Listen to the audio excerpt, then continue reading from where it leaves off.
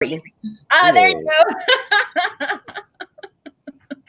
Hello. Hi. Live. We're live now. Oh, did she freeze? I think she froze. Oh no. If you're on Wi-Fi, move closer to your router. Uh-oh. What? Yay! Hello, everyone. We're live. Hey. Yay. Hi. Hey. Okay. Hello, everyone, and welcome to the Social Distance Book Fest, where you can stay home while supporting authors and indie bookstores and hopefully add a few new books to your TBR. My name is Paola. My pronouns are she, her, and I'm from the channel Paola Mancera, where I talk about Latinx fiction, romance books, and recently I started talking about a new interest of mine, which is musical theater. So yeah, today I'm really excited to be hosting this amazing panel with this amazing group of authors called Navigating Latinx Identity in Fantasy. In a moment, I'm going to ask the panelists to introduce themselves, but if you're wondering what the Social Distance Book Fest is, here is a brief overview. This is an all-day event created by a dedicated group of bookworms from all corners of the internet. It includes 18 panels, more than 80 authors, virtual fandom meetups, virtual signing opportunities, and some amazing giveaways. Check out our website and social media linked below for all the details, and check out our bookshop.org page where you can order books from featured authors and support indie bookstores. 10% of the proceeds will be donated to the Center for Disaster Philanthropy's COVID-19 fund. We hope you take advantage of everything the Book Fest has to offer, and in case you miss any interesting panels, check out our list of all the panels and meetups, which will continue to be available for viewing. And with that said, let's hear from our panelists. Please introduce yourselves, include your pronouns, and tell us about your books. Do I start? Yeah. Okay. Hi, everyone. My name is Amparo Ortiz. My pronouns are she, her, and I'm the author of Blaze Wrath Games. I don't have a physical copy just yet, but this is the cover. Don't know if you can see it. Beautiful. Hey. There it is. And that is a young adult contemporary fantasy coming out on October 6th. It is about a Puerto Rican athlete who wants to compete in the Blaze Wrath World Cup, which is an international competition where dragon riders and their steeds compete for glory. And I think people will want to read it if they're interested in dragons in general, but also dragons that are outside of European and Eastern Asian lore. Because my character is from Puerto Rico and the dragons are also from Puerto Rico. Nice. I'm so excited to read your book. Yeah, that sounds amazing. Thank you. My name is Zoraida Córdova. I am the author, Zoraida Córdova, I should say. Yes. Author of the Brooklyn Bruja series, The Vicious Deep. I also write under a pen name, Zoe Castile, and I have the Happy Ending series there. My latest book is called Incendiary. It is a Spanish Inquisition, very loosely inspired fantasy about a girl with the ability to steal memories who infiltrates the palace to try to kill the prince and destroy the people who are trying to destroy her people. So that comes out on Tuesday. Very exciting stuff. Anna Marie? Hi, I'm Anna Marie McLemore. My pronouns are they, them. I am a queer Latinx non-binary author, and I write queer Latinx non-binary fairy tales. My most recent is Dark and Deepest Red, which I have right here, and I will most assuredly knock over at some point during this panel when I am gesturing wildly, so watch for that.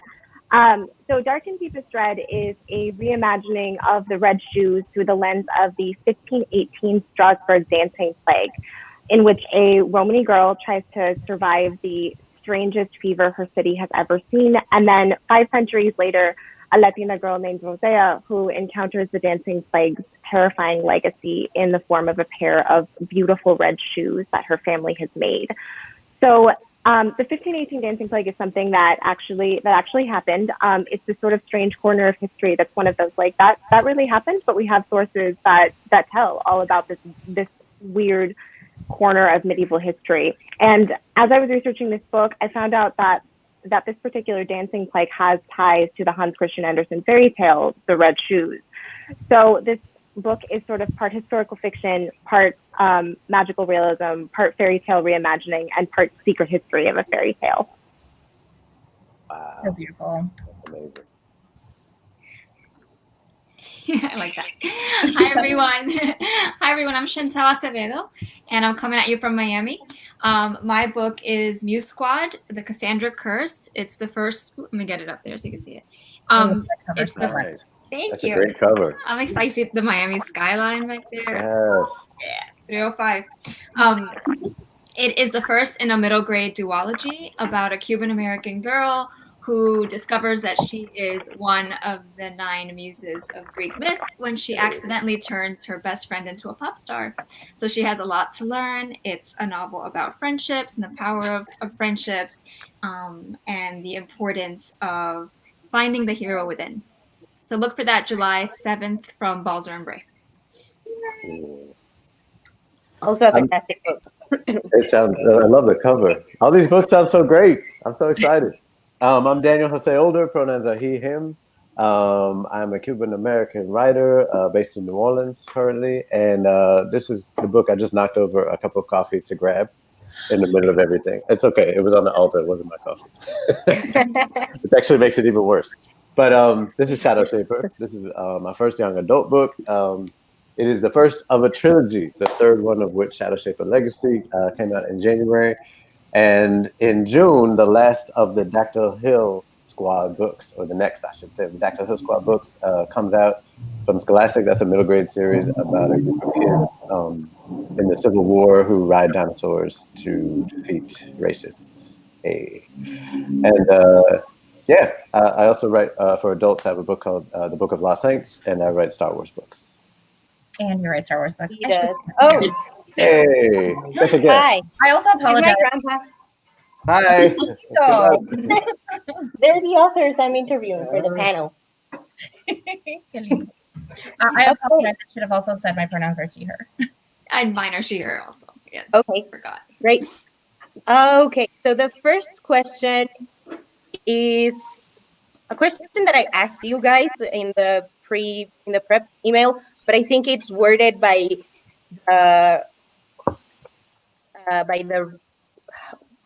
the audience. It's called do you add specific cultural signifiers into your book that is for readers of the same cultures, and do you put in clues specifically for them? Which is kind of like the one where I asked about the specific representation in terms of not it being Latinx generally, but like Mexican, Puerto Rican, Ecuadorian, Cuban. When I first started writing, my first book came out in 2012, and my debut novel is about a teenage merman who is a white boy who is a lifeguard in Brooklyn. I managed to write about the only one white family in Brooklyn, and I think that I did that specifically because my previous books that were rejected were quinceañera stories, small slice of life. Latinx family stories. And because I was like, I'm done with this rejection, I was very intentional about the person I was writing about. And the only way that I put myself into my books at that point in time, when I was 19, was through making my characters half Ecuadorian, because I felt like I could only have a piece of myself, right? Mm. So then fast forward to 2015, 2014, 2015, I sold what would become Labyrinth Lost, and that really changed the way that I looked at my own fiction, because all of a sudden I just stopped caring. Like, you reach a point in your writing career where you just stop caring what publishers say or about your work, and you're just like, I'm just going to write myself unapologetically.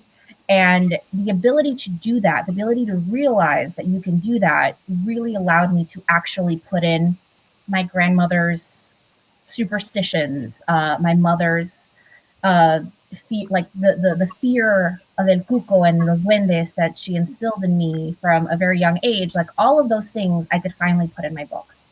and I no longer apologized for it. So now I just put everything that I possibly can. And it was really interesting writing Incendiary because it is Spain and Spain is our colonizer. So retracing specific words for like a naming convention that I use in the world, I'm like, oh, I thought this was from Colombia. And now I find out that it actually just came from Spain. So that has all been a very complex journey, and I think that we all approach it differently, but that is all just to say I'm putting as much Ecuadorian stuff into my book as I now can. I love that answer. It's rough. but it's great that you finally got that confidence to write about your own culture, because I think that's very, very important. Anyone else? Sure. I'm raising my hand like I'm in school. For me, this was kind of a two-step process. One step of that, well, it's a many-step process, I think, for all of us, but two that are standing out right now. One was exactly what Dee was talking about with thinking that I could write these kinds of stories, thinking that I was allowed to write these stories, and getting out of my head this particular kind of like white straight cis narrative I thought that I had to write, because whenever I tried, it didn't work because the characters didn't feel real to me. The other part of it for me was sort of accepting that I wasn't going to write the perfect Mexican experience, because there is no perfect Mexican experience. Like, Latinx culture is not a monolith, and nor is any particular culture within Latinx culture. So part of that was embracing the fact that nobody is going to nobody's going to be able to write a narrative in a way that's going to be universal, because the only way that we can be universal is to be true to our own experiences. And also embracing the fact that while I'm primarily Mexican, I grew up in a community that was from multiple Latin American countries, and celebrating that and embracing the fact that when I pronounce Spanish words, it's not going to sound totally Mexican. It's going to sound sort of all over the map because of the community I grew up in, and finding that beautiful and loving that, instead of thinking that I wasn't any one thing the way I was supposed to be. And that's when the joy of it really came in, is loving who I am the same way that I love my communities. That's beautiful. I really like that you're all being so like vulnerable about the representation and about how stressful it can be to write for white readers or for a white publishing industry.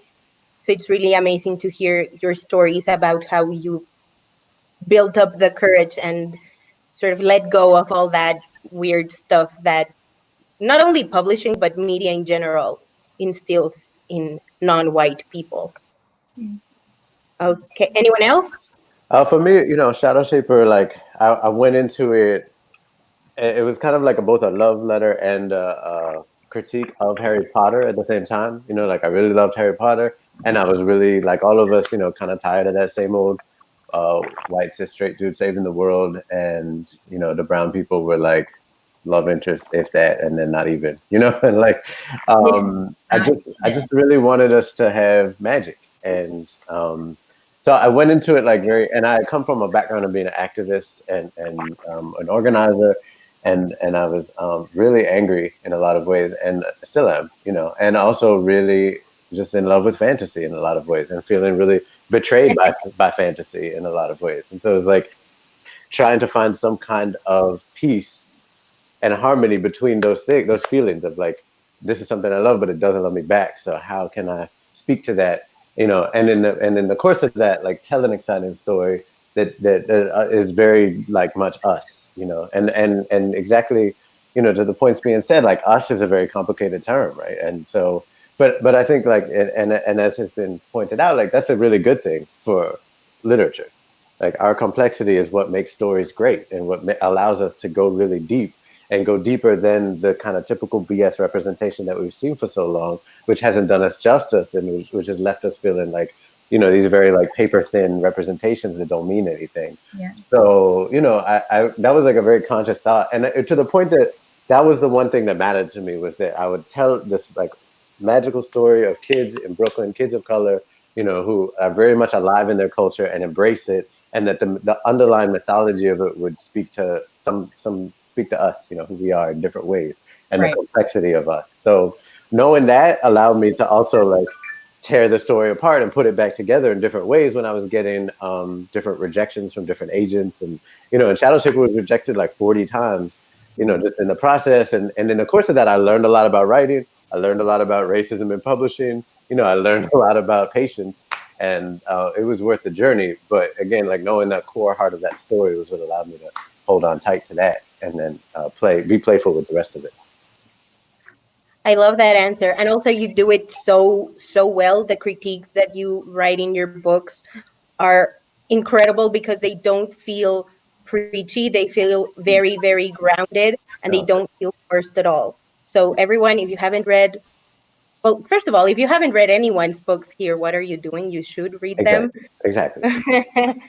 But if you want like a commentary on modern world and modern racism and modern issues, especially for really contemporary themes, you should check out Shadow Shaper Legacy. Okay, the next question is, how do you go about creating a fantasy world influenced by your own background and knowledge? Zoraida, you already talked about it a little bit. Do you want to expand on it?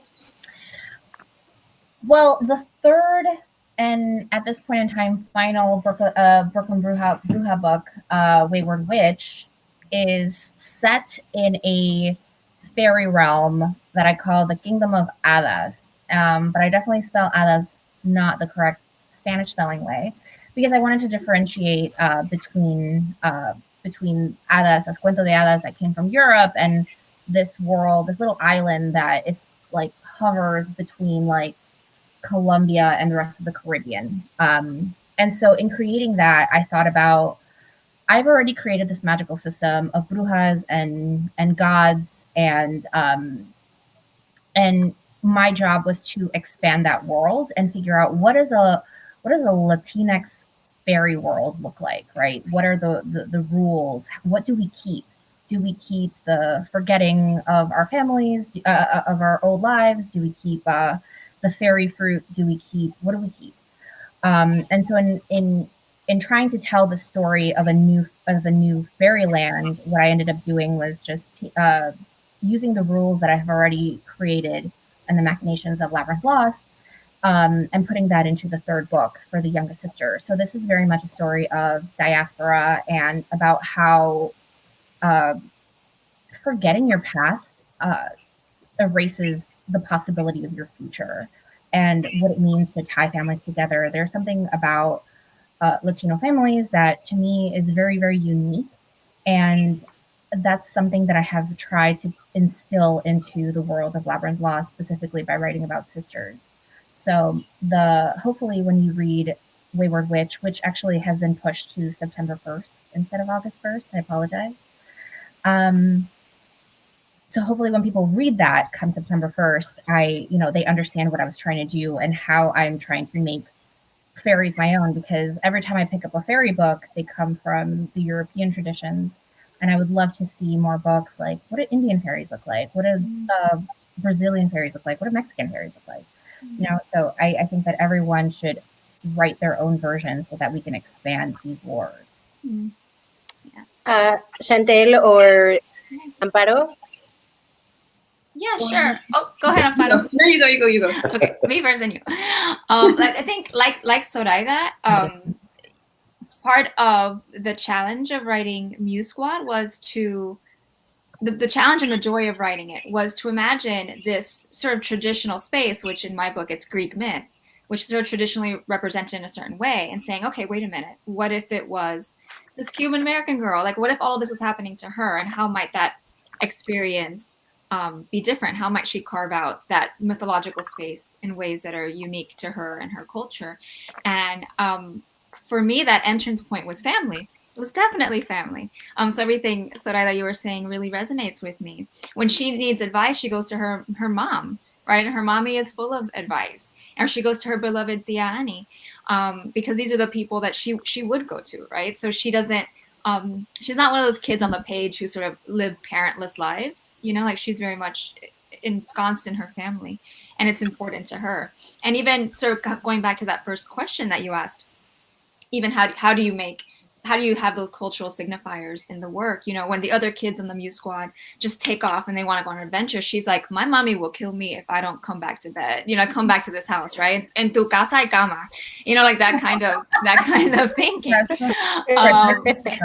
Yeah, and it's like it's always in the back of her mind, right? Like, I'm gonna get so busted, like in a way that these other kids aren't gonna be busted, and you know, in a different way. And even thinking about sort of how, if here's a story about Greek myth, how does her own sort of Catholicism fit into that? Does it fit into that, right? And so finding a way to explain that, that in a way that's clear for middle grade readers was a lot of fun. And for her, it's sort of introducing the girls to her house, and there's a really tacky picture of her in her first communion, you know. I don't know if you guys have those pictures or your families do, but you know, she's just, yeah, she's full of the cringe, you know, but then she also learns that this is an important, you know, part of her family, right? And to be proud of it. So in all of those little ways, you know, I'm trying to take this huge canvas, which is sort of Greek mythology and all these figures that we all know, and try to give them a spin, right? Or a touch that feels very authentic to me. I agree in terms of giving it a spin, because in my case, I'm reading about a Puerto Rican girl who is half white American, because her mother is a white American woman, and she doesn't have this deep connection to her island because she's part of the diaspora. She left when she was 5 years old. So one of her greatest links to her island is the national team that's competing for the first time. And specifically the dragons, they breathe fire, they fly, but they're also the first or the only dragon species that doesn't come from an egg. They are actually born out of the land itself, and that it's partly inspired by, Puerto Rico is known as the Isla del Encanto, or the Island of Enchantment. And I was like, well, what if the land is really enchanted in a way? Or what if the island just gives its people mythical creatures that normally aren't associated with the Caribbean, specifically Puerto Rico. So I definitely wanted to play with that mythical aspect and try to bring in some national identity for her specifically. And they're all done in a really beautiful way, by the way. Specifically, Labyrinth Lost, Blaze Wrath Games, and Muse Squad have such unique twists to them. So Labyrinth Lost is already out, has been out for a couple of years, so you're late to the party, but check them out. And Blaze Wrath Games and Muse Squad are coming out soon, so definitely add them to your TBR piles because they are worth it. Yay! Amparo, I'm really excited about this, the way that you're changing dragons, because I'm really fascinated by cryptozoology. And I have a middle grade cryptozoology novel that I just sold. I'm not allowed to tell anybody, but like, whatever, it's mine.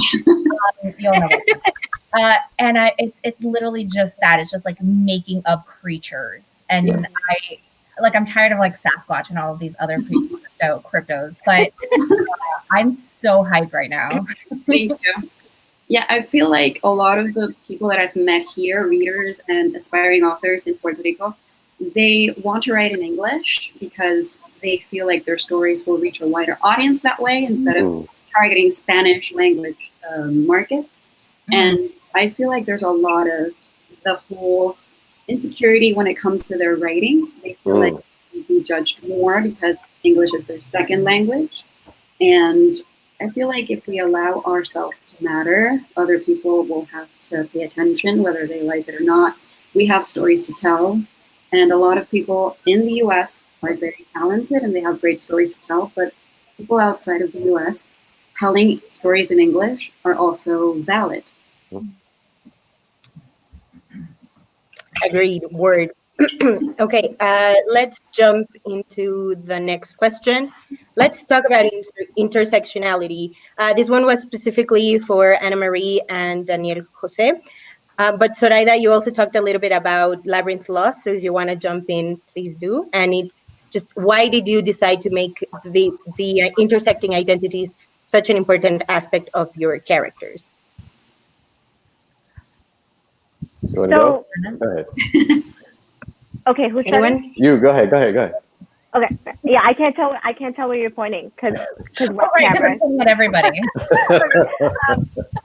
So my identity and my life are intersectional. So the stories that feel truest to me to write are stories about characters with intersecting identities. I'm Latinx. Oh boy. Sorry. I'm Latinx. I'm queer. I'm non-binary. I have a disability. So writing stories where, let me see if I can find the right book. So where Snow White is a queer Latina, like in Blanca y Roja, or where I get to write a story where like the whole cast is queer and Latina. I think I have Wild Beauty here somewhere. Yes, this is my book of like basically the whole cast is queer Latinas because that's what I wanted to do. These queer Latinas who rule this enchanted garden. Those kinds of stories feel truest to me. Stories where brown queer characters are falling in love, where trans characters are saving their community, like in Dark and Deepest Red. These are the stories that come from my heart, and they're stories that make fairy tales feel real to me. Something that I love doing is reclaiming fairy tales that are often thought of as mostly European, because in a lot of cases, like they're really not. Like those similar fairy tales exist across different traditions. So bringing intersectional identity into them not only makes them feel real, it makes them feel like they're a little bit back where they belong. I think we lost Paula. I know. Oh, okay. Should we keep going? Okay, we're going to keep going, right? Yes? Yeah. Yes. Okay. Yeah, exactly what you said is that the answer is like, it's because it's true, right? It's a lot of the similar thing to when we were first like having a lot of these like debates that turned into we need diverse books and fighting this fight a couple of years ago. You know, people feel like, well, why? And it's like, because it's true. You know what I mean? Like it wasn't in a way, like it is really deep. And in another way, it's like, it's as straightforward as like we write these stories because they're what we know and what we know to be true about the world. I think for me, like coming from an organizing background, and welcome back.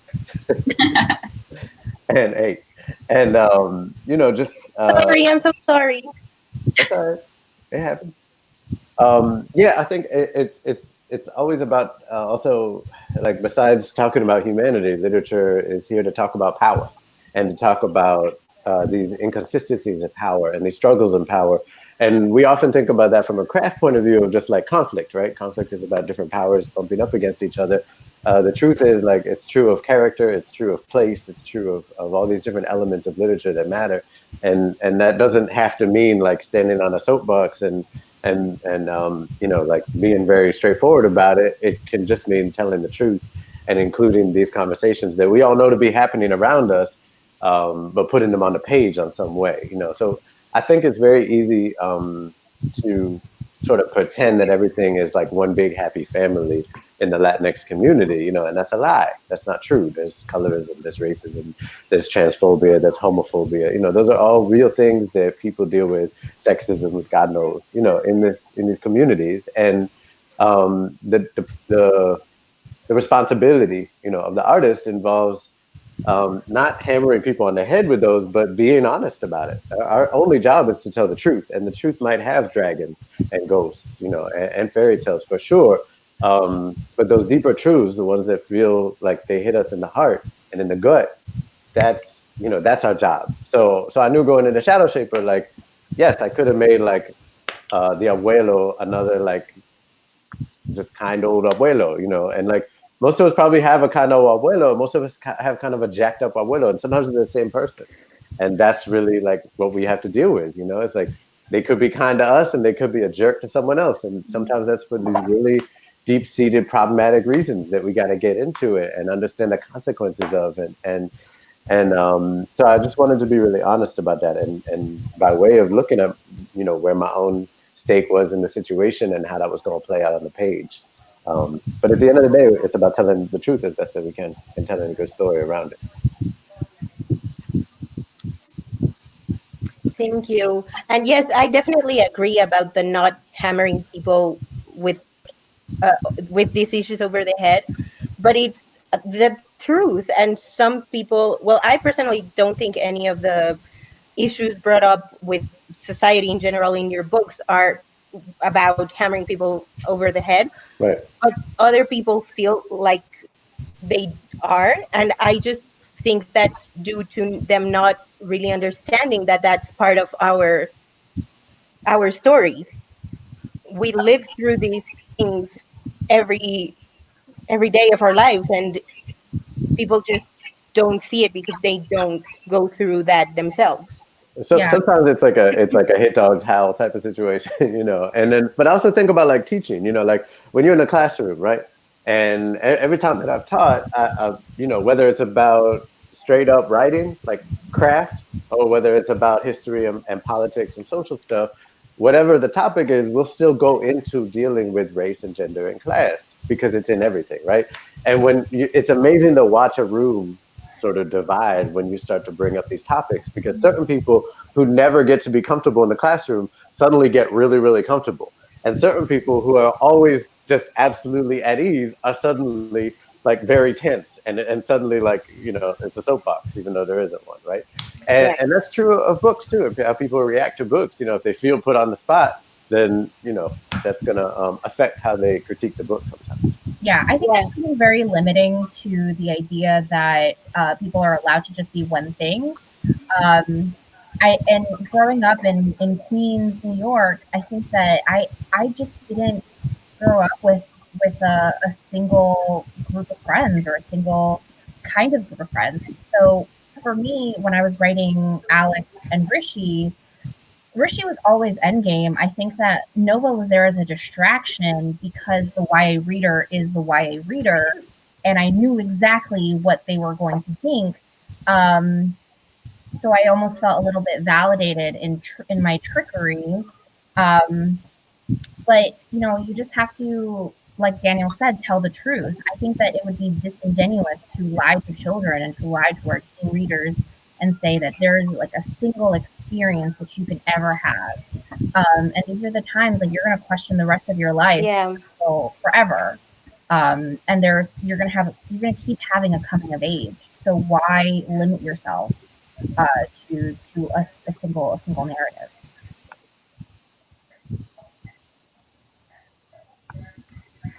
Thank you. This one is specifically for Anna Marie McLemore.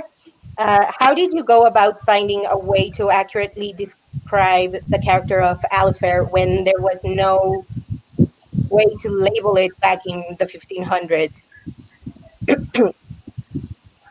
Okay, so I love this question, but I'm also going to take a deep breath before answering this question, because this is that sort of that weird space where I'm still navigating my own identity. Like you were just talking about the continual coming of age process. So I came out as non-binary during the production process of Dark and Deepest Red. So now that I know myself a little better, I can think back about how I did this. So I thought about a couple of things. One of them was how would I claim my own identity in this time and place where there aren't really words for it, and there's not really understanding for it. And even though doing that in 1518 Strasbourg is a very extreme version of it, a lot of us do that in environments where there's not understanding of it today. A lot of us do that growing up. We claim our own identities. We might have more words for them, even though that can vary, because like you may or may not encounter the right word that speaks to your identity until later. But we still have ways that we claim our own identities, and we we find our people, and we find people who are going to accept them, even in environments in larger communities that may not. So part of it was thinking of how would I conceive of my own identity? How would I conceive of my own body and my own expression? Because I'm a boy sometimes. Today I'm more of a girl. Some days I'm more of a boy. And as I embrace that more and more, I think about okay, on these, when I'm writing a trans guy, what has been in my head this whole time? How have I conceived of this, even if I haven't let this out? Because in a way, that was a little bit of a mirroring experience, not letting myself, not being out, not letting myself express that. In a way, it was a parallel to how do you do this in an environment that doesn't understand it.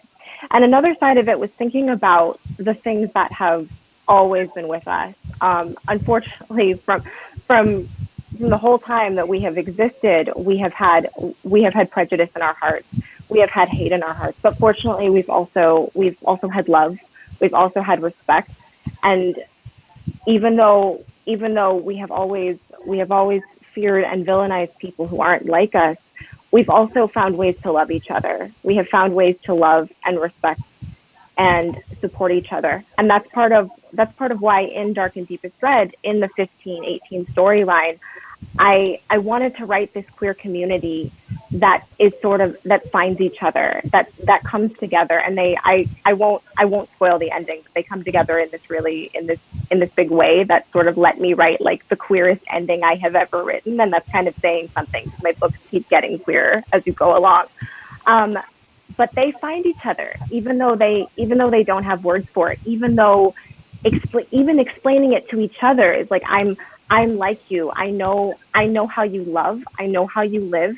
We may not have exactly the same gender identity. We may not love in exactly the same way, but we are within this community, and we find each other, and we save each other. And that's something that kind of love and that kind of recognition has always existed, even if it takes language a while to keep up. Thank you. That was sorry. That was beautiful. A lot of people in the comments were like, "Please don't make me cry. That's so beautiful." I agree. And then last question before we jump into the audience questions is, what else is in the works for you? Daniel? What? Why me? Okay, I'll start. Shoot, what is in the works? Okay, stuff I can't talk about, but also, okay, I'm writing a graphic novel. I'm really excited about that. Thank you. Oh, little applause over here. Thank you. Oh my gosh. Yeah, it's really exciting. It's really weird. It's really noir, and I'm teaming up with a friend of mine who's kind of an elder in my community, who's that guy that's always telling stories. His name is Malik Duncan. And he's the priest of Elegba, and he's super cool. And everyone has always been like, dude, when are you going to write that book?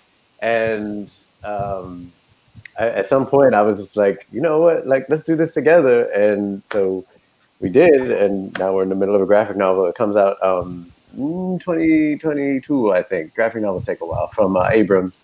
And it's really cool. It's about death coming back to the earth once a millennium, to spend one day with its only child, and then the child is kidnapped, and death has to go on the warpath, so to speak. And then a group of I know, it's really fun. A group of kind of supernatural detectives are on the hunt also for the child to help out death, and it's a whole thing. So I'm really excited about that. I'm in the middle of it right now. It's really fun to collaborate. And like I said, Dactyl Hill 3, which is called Thunder Run, comes out in June 4th or 6th, I can't remember which. And then I have a thing I can't talk about. And then the last thing I'll say is Star Wars. I'm in the middle of this really weird, huge initiative called High Republic, which was announced recently. And it's a whole new era of Star Wars history that I get to take part in creating. That's 200 years before Episode 1, which is one of the coolest things I've ever done. And I'm writing a comic book series for that, for kids. Wow. Yeah, so life is good. Yeah, it is. Congratulations. Thank you. Amazing. Zoraida? Yeah, I have. So I haven't. I'm just gonna hold my books up like a mom. I have Incendiary that comes out this August, April 28th. I have my debut middle grade, which is called The Way to Rio Luna, coming out from Scholastic on June 2nd. So, Daniel, your book is either coming out June 2nd or the 9th. The second. Yay.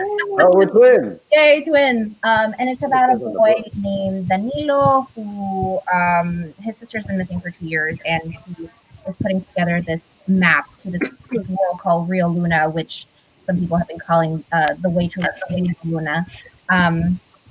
So he's hoping to find his sister in this alternate fantasy fairyland. I have Wayward Witch, and I recently sold a Latinx fantasy anthology with two of my authors here. It's called Reclaim the Stars, and it is the first of its kind from a big 5 publisher. There is no Latinx sci-fi anthology for YA. Really? Wow. Yeah, it just doesn't exist. I've been trying so hard to find one. What is that about? So, here we go. Let's just make history. It has so many fantastic authors that I love, whose work I really respect. And we're also holding an open submission call for Afro-Latinx writers. So one story will be selected if you're an Afro-Latinx sci-fi writer to submit the story to latinxsffantho@gmail.com. Exciting stuff as well.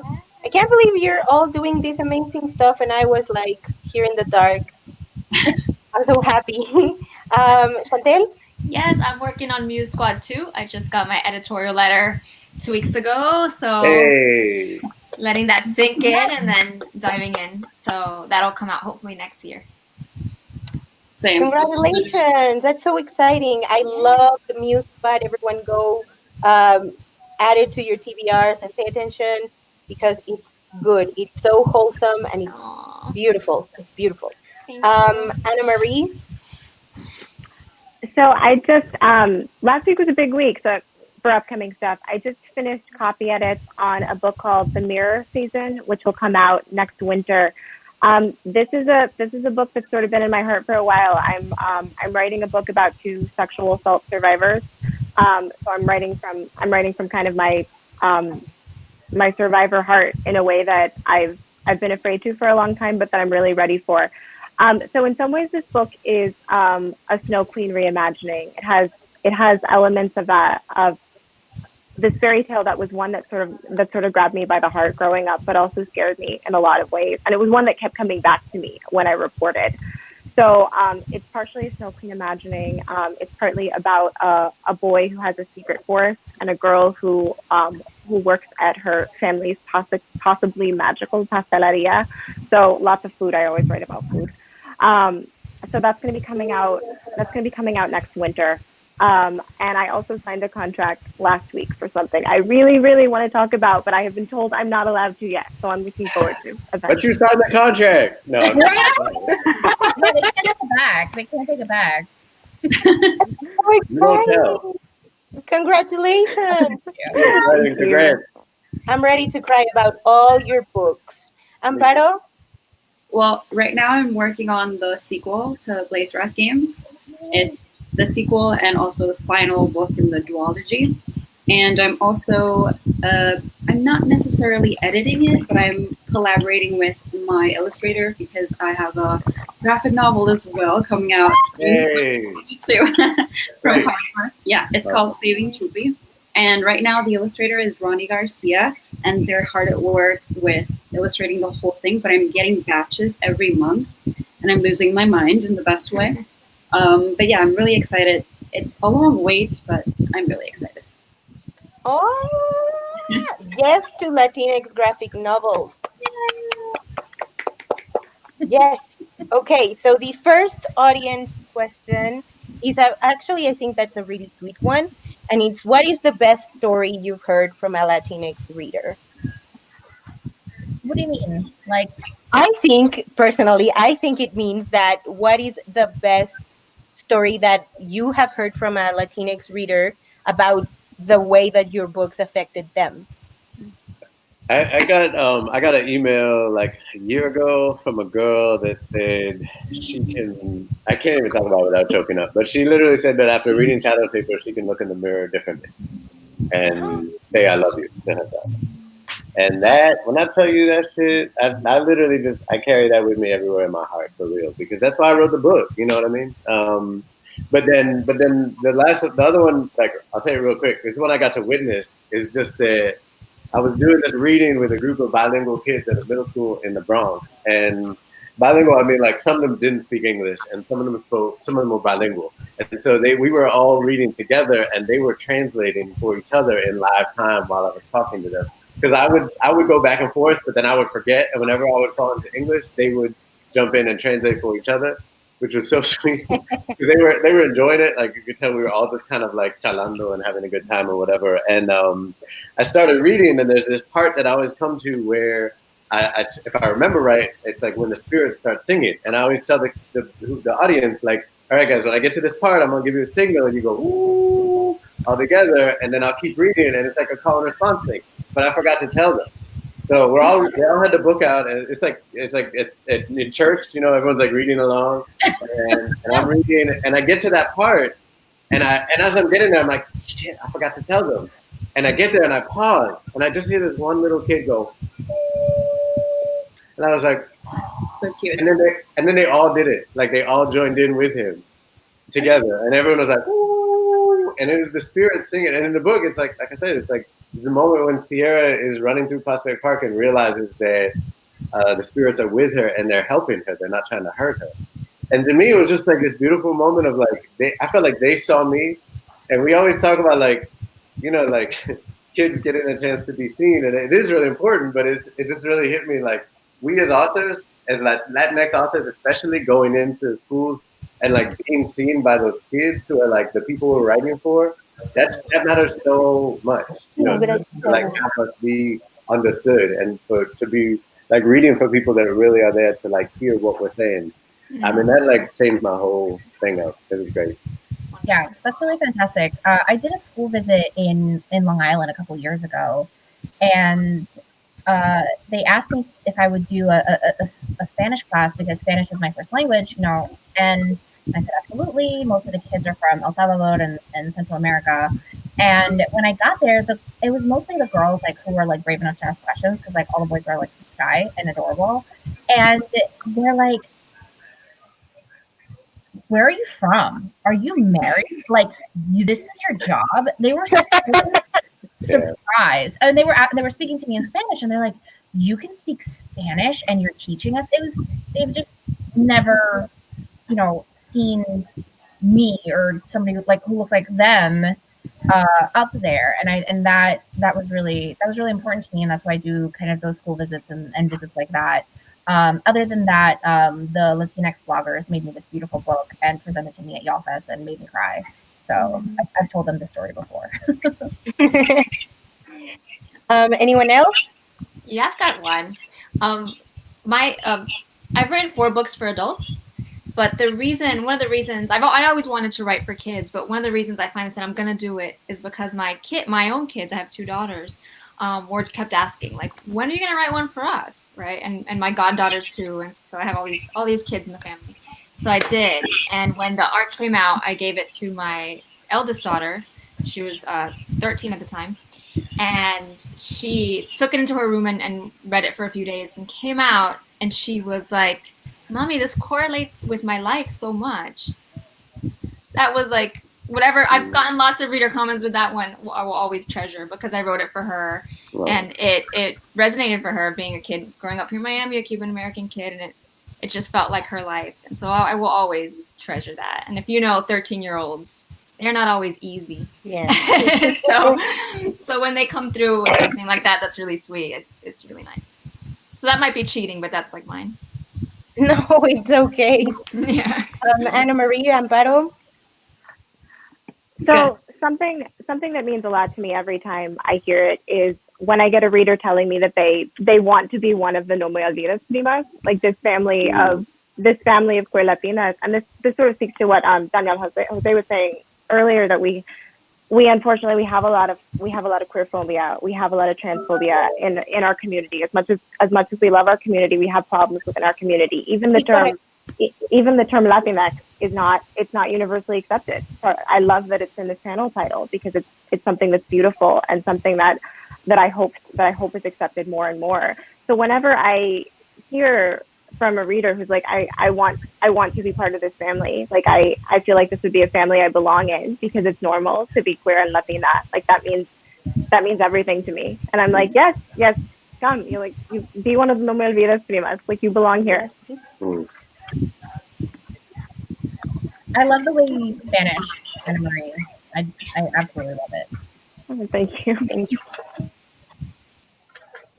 Yes, well, in my case, I have the short story in a comics anthology. It's called Puerto Rico Strong. And the main theme of the whole anthology is how do we recover after Huracán Maria? And my main character in my story is a little girl who is reading one of Burgos's poems. And she's kind of happy. Well, she's not kind of. She's very happy reading the poem. But her whole family is falling apart emotionally because they are contemplating leaving the country. They're contemplating when are they going to eat? What are they going to do with their lives? So she's trying to bring them together with this poem and with the hope that literature and art brings. And I do have some people in my close circle of friends, not wide readers yet, but a few people were very kind about how I incorporated not just Julia de Burgos, but the experience that we faced after Huracán Maria. So that really touched me because it comes from people who have lived through the same thing, and we value community, we value togetherness, especially in times of hardship, and it just meant a lot to me. Those are all really sweet stories. That's why I read, to feel all of that love coming from a story. I'm sorry, I'm getting emotional, so I'm gonna read the next question. What is so intimidating about being Latinx and writing fantasy in a majority white publishing field? How do you combat that? And what is your advice for aspiring writers from Latinx backgrounds? I'm not intimidated by writing fantasy in this publishing field, because you just show up and you're like, hi, I'm here. I think that, but I definitely understand the fear of a feeling like nobody's going to get your story. You know, that's why it took me so long to write Labyrinth Lost. I literally felt like nobody would do it. Now, I don't care as much about other people's opinions. And you just learn that with getting the door slammed in your face and the reviews and things like that. People not understanding how you use language, specifically using Spanish fantasy. And the advice I would give for aspiring writers from Latinx backgrounds is to write the story that is true to you, and just be unapologetic about it, because your job is to tell the truth of your experience, and know that there will be an audience for you. If there is an audience for me, and if there was an audience for me and Daniel in 2015 and 2016, like now there will absolutely be an audience for you. Mm-hmm. Yeah, but I always think about like, you know, like I'll get like these racist reviews of people who like very much did not read the book proudly, and like will put 1 star and they'll be like, this was racist because it was mean to white people or whatever. And like, I always like screen grab them and put them on Twitter with like a buy link, and you know, people go buy the book because like, you know, it's very clear that these are conversations that like people want to be having, and like I said kind of earlier, like I got into this in part to like disrupt and cause problems, you know, for people that are comfortable all the time, and you know, including parts of myself that are comfortable all the time. And so I knew going in that there would be headwinds, and I knew it would be chaos in times. And I was like, I will be the chaos, you know, as much as I can for other people. And it doesn't make it. I love your chaotic energy. I do what I can, you know, and like And that's why, like, I'm really enjoying myself with Star Wars, because my very existence is a problem for people. You know what I mean? Even if I were to write everything that they would want me to write, it would still be a problem. So I'm like, I might as well have fun. And what I would say to like people coming up is like, it's hard. Like, you have to be very intentional about having fun and enjoying yourself in this time, and it's not easy. And it doesn't mean you can just click a switch and be like, it's fun. No, like, people are very cruel, and people who are powerful are very cruel, and they can hold you back. And so you have to be strategic, both about like how you win and how you get up in there and knock them out of your way, and how you enjoy the process. And that's hard. And like, you're constantly making decisions about stuff that really matters, like covers, like pronunciation, like italicizing. And we're trying to like take some of the weight from you by getting those fights fought now, but there's always more, So like, make sure you take a break and chill and like find ways to bring peace to yourself and love yourself and exercise and do what you need to do and whatever you need to do, meditate, because it is grueling and it is also amazing. All those things are true at the same time. I want to add one more thing, which is know that there will be layers to your novel that only people of your background will get. For instance, in Star Wars: A Crash of Fate, when I wrote that Thorium Batu, I made up we were allowed to make up our own planets. And I made a planet that is literally just an anagram of the word Ecuador. And they let me do it. And nobody has been like, oh, Ararat, that's actually Ecuador. And except for one reader who was like, I saw what you did and I get it. And I feel, and it's just like this one throwaway line in a galaxy of books. And so know that there are going to be levels and layers to the understanding of your novel. So don't be afraid. Anyone else? I'll just say that back in 2005, when my first book came out, I felt like I was hitting walls all the time. Daniel talks about headwinds, right? I remember one of the major publishers telling me, we can't publish your book because we already published one Latinx writer. Right? This is 2005, right? And so the landscape gets better. It gets better. And so to echo what Zoraida and Daniel both just said is that there will still be fights ongoing, right? There are still battles to win. And yes, people are laying down pavement for you, but there will be more pavement to lay down, right? And so find the energy to fight those fights. Find the joy in writing. Strive for excellence, because it's good stories that get published. So tell a good story, right? Work on your craft, and you will be judged harder. All of that. But also know that there is an audience for you. There are that's already, it's proven. We read, right? We want a variety of stories. We don't want the monolithic Latinx, story. We want it in all of its beautiful shades and character. And so tell your story. Tell your story, tell it true. You'll find your readers. Word. We have about 2 minutes left. So just very quickly, does anyone want to talk about the roles of food and family in your fantasy books more specifically? I know you guys already talked about all the cultural aspects, but specifically with food and family, anyone? Anna Marie, you have a lot of food in your books. I write about so much food. Food is kind of a language in my books, especially within families, because every family has their recipes that like tell certain stories, and they're going to vary from family to family, and they're even going to vary within family. I know one of your tias is going to say that they know how to make it better than another one of your tias.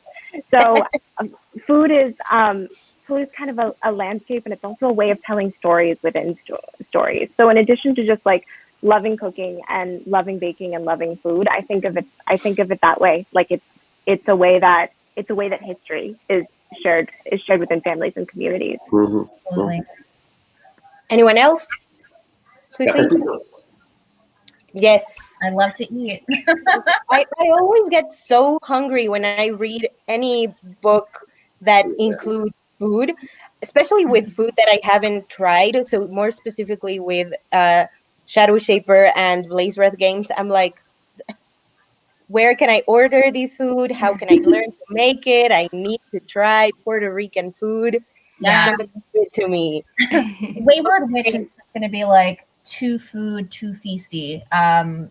There's a lot because we're going to fairyland, and like what do Caribbean fairies eat? Like they're not eating like elderberry juice and stuff, like jugo de caña. So yeah. Yes. Well, now I'm even more excited about Wayward Witch. Okay, so thank you all so much for doing this with me. Thank you for being so honest and vulnerable with your that a lot of people look for in panels, and specifically in panels by people of color. So thank you so much. Thank you to everyone in the comments. I know a lot of people were watching and a lot of people were commenting. So thank you. It means the world to me. And keep writing your truths and keep inspiring people to write their own truths as well. Yes. Bye, everybody. Bye, guys. Bye, everyone. Thank you.